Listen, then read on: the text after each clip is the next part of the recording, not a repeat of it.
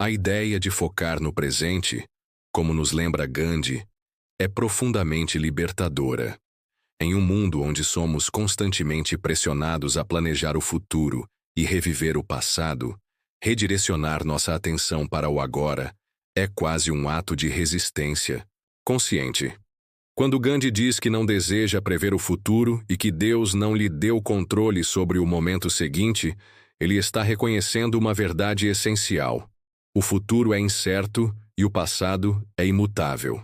Só temos de fato o momento presente para agir, sentir, escolher e transformar. Essa consciência nos convida a sair da ilusão de controle. Gastamos uma energia imensa tentando antecipar cenários futuros ou corrigir mentalmente erros passados, enquanto a vida real com todas as suas possibilidades acontece diante de nós.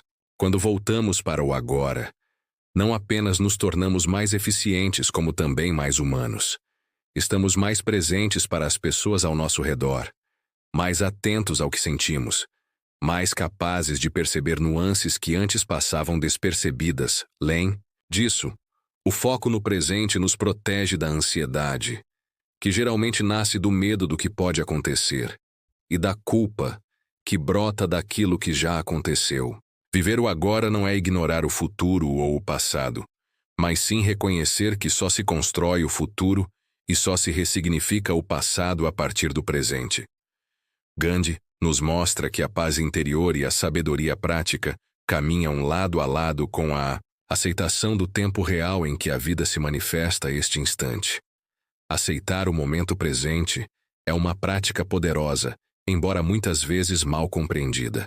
Para alguns, aceitar pode soar como resignar-se ou cruzar os braços diante das dificuldades. Mas não é disso que se trata. A aceitação verdadeira, como propõe a filosofia de Gandhi, é um reconhecimento lúcido da realidade, tal como ela é agora, sem negação, resistência ou julgamento. É o primeiro passo para agir com clareza e sabedoria. Quando não aceitamos o presente, criamos atrito interno.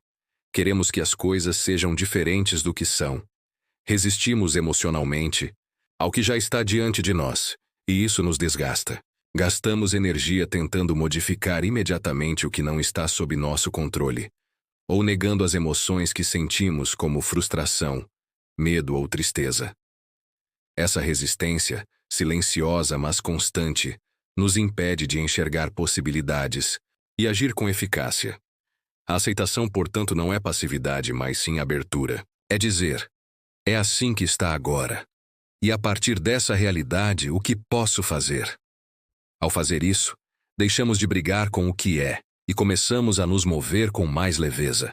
Gandhi compreendia que a paz interior e a capacidade de transformação real nascem dessa postura de presença e aceitação. Afinal, é impossível mudar uma situação que ainda não fomos capazes de encarar com honestidade. A aceitação nos reconecta com o presente e nos devolve o poder de ação, sem ilusões ou fugas. Uma das maiores barreiras para realizarmos aquilo que realmente importa não está fora de nós, mas dentro. É a resistência interna.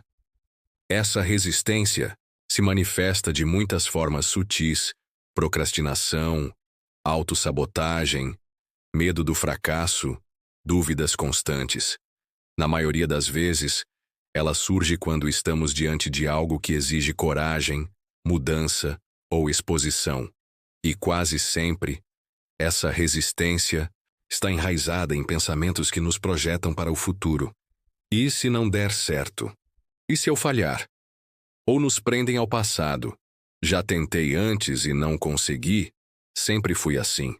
Gandhi, ao dizer que não está preocupado com o que vem depois, nos aponta uma chave para desarmar essa resistência: permanecer no presente.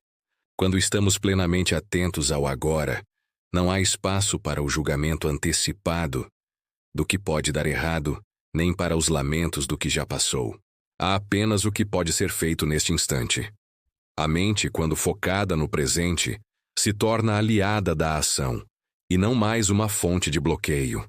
Essa resistência interna, apesar de parecer um obstáculo, pode ser também um sinal valioso. Ela Nos mostra onde estão nossos medos mais profundos, nossas crenças limitantes, nossas inseguranças. Encará-la é um convite ao autoconhecimento, e superá-la não exige grandes saltos, mas sim pequenos movimentos conscientes, feitos com presença. Quando agimos apesar da resistência, não contra ela, mas reconhecendo-a sem deixá-la nos paralisar, entramos num fluxo mais leve e natural. Gandhi nos ensina que não precisamos dominar o momento seguinte. Basta estarmos inteiros neste aqui. A ação brota com mais facilidade quando paramos de brigar com os pensamentos e voltamos para o agora. Nossa mente é uma ferramenta poderosa, mas também pode ser uma fonte de obstáculos sutis e persistentes. Muitas vezes, os maiores impedimentos que enfrentamos não vêm de fora, mas dos cenários que criamos mentalmente. Pensamos em tudo que pode dar errado, ampliamos fracassos passados, imaginamos críticas que ainda nem ouvimos e antecipamos dores que talvez nunca se concretizem. Esse processo, silencioso e contínuo, gera medo, ansiedade e paralisia. E o mais curioso é que, quase sempre, esses obstáculos não são reais, são projeções, construções mentais, ilusões. Gandhi, ao afirmar que não tem controle sobre o momento seguinte, nos convida a reconhecer o limite entre o que é real e o que é criação da mente. Quando estamos plenamente presentes, esse véu de ilusões começa a se dissipar. Enxergamos as situações com mais clareza e deixamos de alimentar monstros imaginários que consomem nossa energia. A mente, quando não está sendo observada, tende a correr solta entre o passado e o futuro. Mas quando trazemos nossa atenção para o agora, conseguimos perceber com mais nitidez: isso que estou temendo é um fato ou uma fantasia? É nesse ponto que começamos a desarmar o poder dessas criações mentais. Percebemos que muitas vezes estamos sendo travados por algo que ainda nem aconteceu ou que talvez nunca aconteça. Ao cultivar presença, desinflamos a força dessas imagens mentais e abrimos espaço para agir com mais leveza.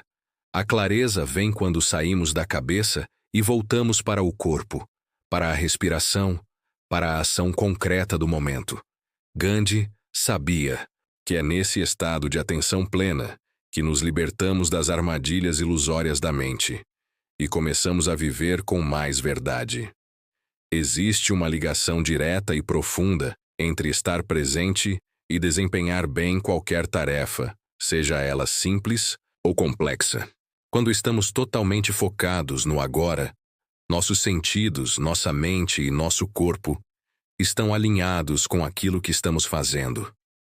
Isso nos permite acessar um estado de fluidez e eficácia que dificilmente acontece quando estamos distraídos, ansiosos ou com a atenção dividida entre múltiplos pensamentos. Gandhi, ao chamar a atenção para o cuidado com o presente, toca nesse ponto com simplicidade e sabedoria.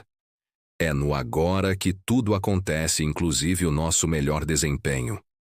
Muitas vezes acreditamos que para sermos mais produtivos ou eficientes, precisamos controlar o tempo, acelerar o ritmo ou dominar todas as variáveis. Mas o verdadeiro desempenho nasce da presença. Quando estamos inteiramente conectados com o que fazemos, tomamos decisões mais precisas, ouvimos com mais atenção, nos expressamos com mais autenticidade e nos movemos com mais segurança. Nossas ações se tornam mais conscientes e o erro diminui, porque há atenção real no que está sendo feito. Além disso, a presença reduz o ruído mental. Em vez de desperdiçar energia com preocupações, dúvidas ou distrações, usamos nossa energia vital de forma focada. Isso não só melhora o resultado, mas também transforma a experiência em algo mais satisfatório.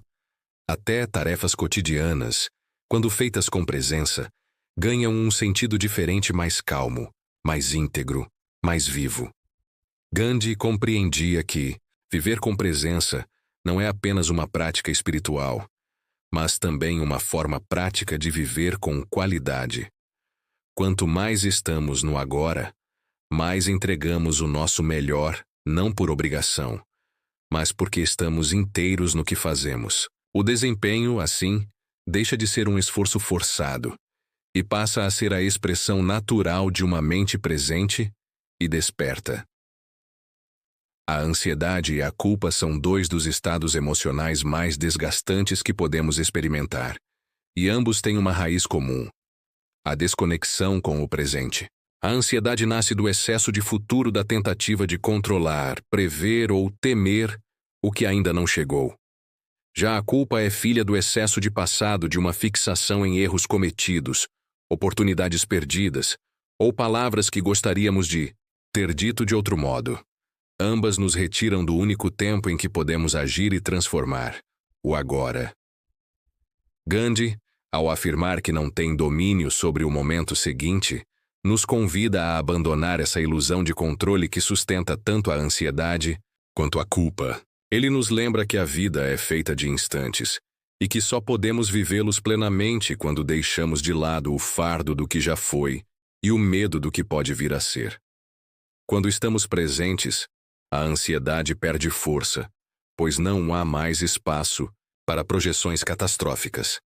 E a culpa se dissolve, porque estamos focados no que pode ser feito hoje, e não no que não pode mais ser mudado. Essa libertação não significa ignorar o passado ou deixar de planejar o futuro. Significa, sim, estabelecer uma nova relação com eles. Olhar para o passado como fonte de aprendizado e para o futuro como campo de possibilidades, mas sem se perder neles. Quando respiramos profundamente e trazemos nossa atenção para o aqui e agora, voltamos a nós mesmos. Nesse espaço de presença, encontramos a clareza para lidar com o que sentimos e a sabedoria para escolher com mais consciência.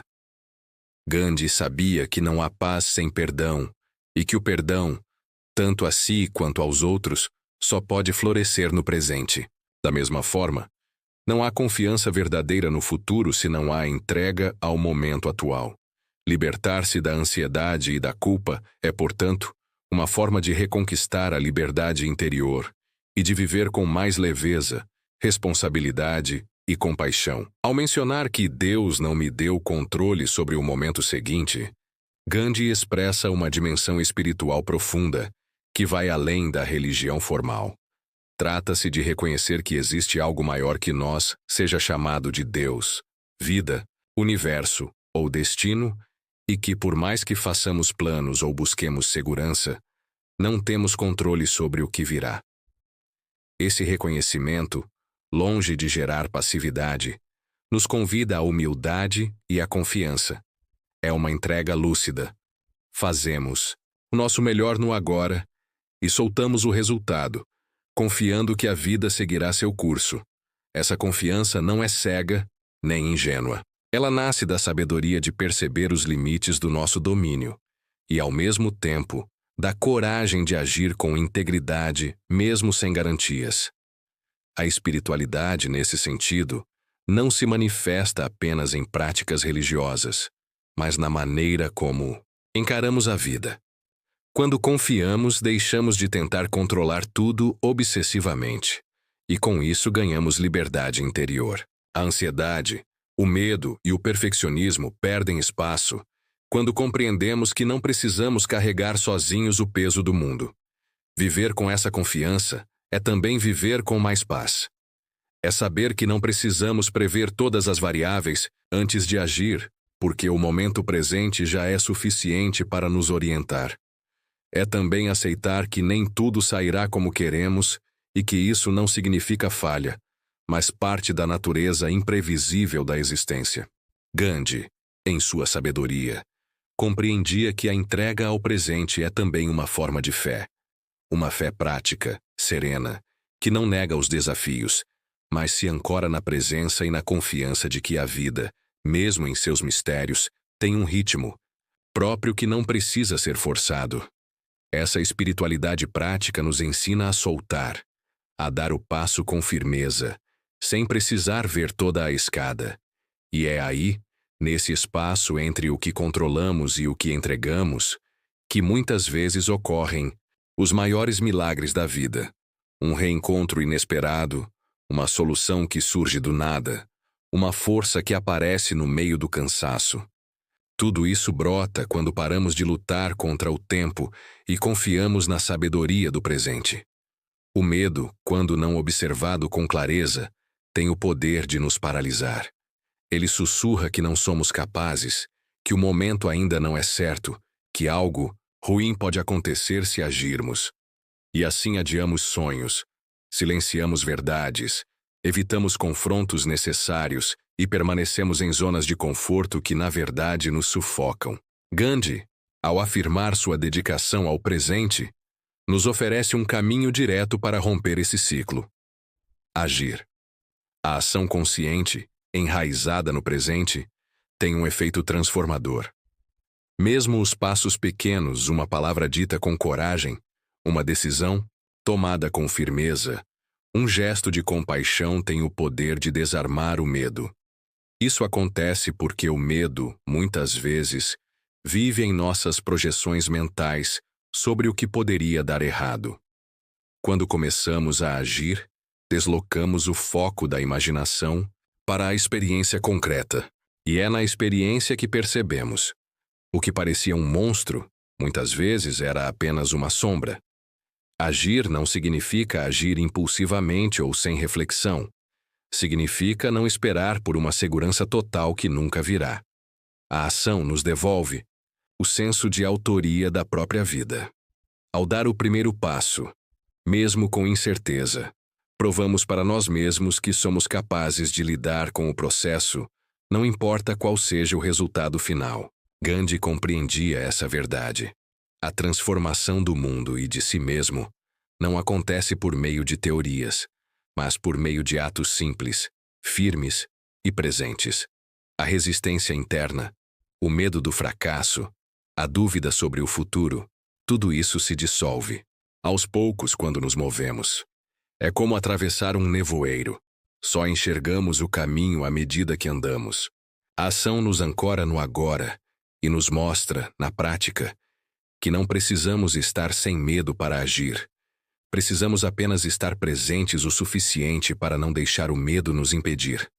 Assim, a vida se transforma não por grandes promessas futuras, mas por pequenas ações presentes. E é nesse compromisso com o agora que superamos a resistência, rompemos com a estagnação e nos aproximamos, passo a passo, de uma existência mais autêntica, corajosa e plena.